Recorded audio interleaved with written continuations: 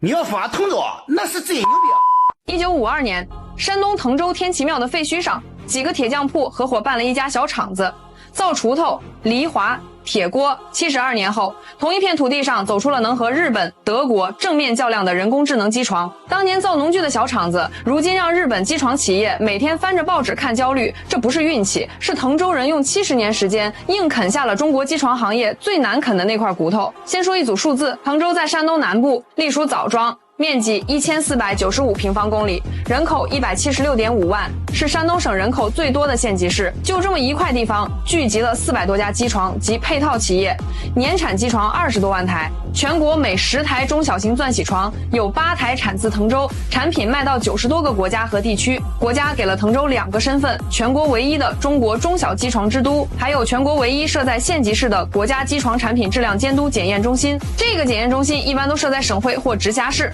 滕州凭机床产业硬把这块牌子拿了过来。问题来了，一个很多中国人都没听过的县级市，凭什么让日本机床企业整天焦虑？答案的第一层是滕州做的，根本不是低端货。微大重工的5轴联动加工中心精度控制在微米级，可以给航空航天做精密加工。青鸾福星集团2024年销售额超过10亿元，做出了10轴5联动 AI 智能机床。工人对着机床说一句加工要求，2分钟就能自动生成代码。过去这活儿要几个小时。山森数控的机床操作面板，价格只有国外产品的一小部分，国内市场占有率超过80%，全国第一。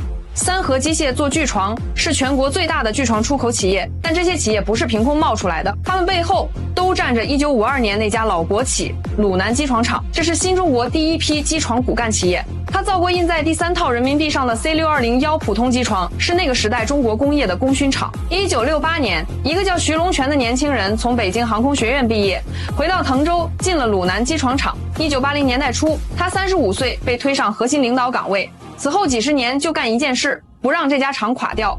鲁南机床凭什么撑得住？关键就一条，舍得留人。1990年代，别的机床厂都往东南亚市场跑，鲁南机床带队去了美国芝加哥国际机床展，那是全球机床行业最顶级的展会。鲁南机床一步一步啃下欧美市场，厂名鲁南的英文拼音鲁南跟月亮接近，在国外被叫成中国月亮。2008年金融危机爆发，同行忙着裁员过冬，徐龙泉定了一条规矩，一个员工都不下岗。他算得很清楚，一个熟练机床工人从入行到能独当一面至少要10年，人走了，10年的经验也就走了。留住人就是留住这家厂的家底。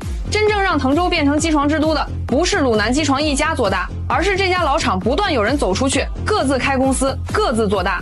吕子金1990年进鲁南机床做销售，10年后自己出来，接手当地一家破产的农机修造厂，做成了如今的山东威达重工。张世银1984年技校毕业，进鲁南机床做技术员，后来去大连打工学数控技术。2001年回滕州创办山森数控，把机床操作面板做到了全国第一。三和机械的创始人徐福成也是从鲁南机床干到副总经理，然后辞职，带着几十个工人另立门户，把锯床做到全国出口最大。这3个只是明面上的代表，围绕鲁南机床，一批批老员工、技术骨干、销售能手陆续出来单干，各自扎根，各自壮大。2000年之后，滕州的机床企业一度冲到过1400多家，经过市场淘汰，稳定在400多家。那时候看全国机床行业，画面就完全不一样了。2011年，中国机床行业的头号老大是沈阳机床，年销售180亿元人民币，排名世界第一。8年后，沈阳机床走上破产重整。2017年，另一家巨头大连机床也倒下了。这2家企业曾是中国机床18罗汉里的头号选手。问题又来了，2个世界级大厂都撑不住的年头，一个县城为什么能撑住？答案就3条。第一，产业配套密度全国罕见，一台机床有2000多个零部件，在滕州，这些零部件的本地配套率达到80%。方圆5公里之内，铸造的、刮研的、钣金的、主轴的、数控系统的全都齐了。日本人的机床零件要跨国采购、跨地区调货，成本天然就下不来。滕州机床不是便宜，是日本机床贵。第二，没有任何一家企业大到不能倒。沈阳机床、大连机床都是一家独大，一垮就是全国一片崩塌。滕州400家企业各自独立，互为配套，风险被400家分摊了，任何一家出问题，产业整体不受影响，合起来是一个产业集群，散开还是400家能单独活下去的公司。第三，人才没有断过代。1986年进鲁南机床做维修工的赵峰，靠自创的模糊逻辑判断法，解决过外国专家都搞不定的进口设备故障，从维修工干到副总工程师，如今在枣庄学院教 AI 在数控机床里的应用。80后王亮2004年大学毕业，进威达重工，15天完成了别人3个月才能做完的实习任务，后来当选全国人大代表、全国劳动模范。徐龙泉那一代，吕子金、张世银、徐福成这一代，赵峰、王亮这一代，70年5代，滕州机床人一代不落。再回到开头，那个反差就清楚了。1952年造锄头的那家小厂子，用70年时间让滕州变成了全国最完整的机床产业基地。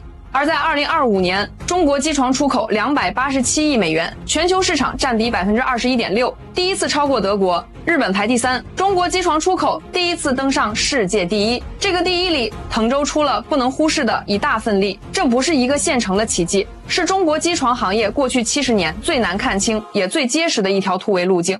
不压住一家巨头，靠400家小企业互相配套，把工业母机的定价权一台一台从日本人手里夺回来。日本人每天翻着报纸看到的焦虑，就是从这样的县城冒出来的。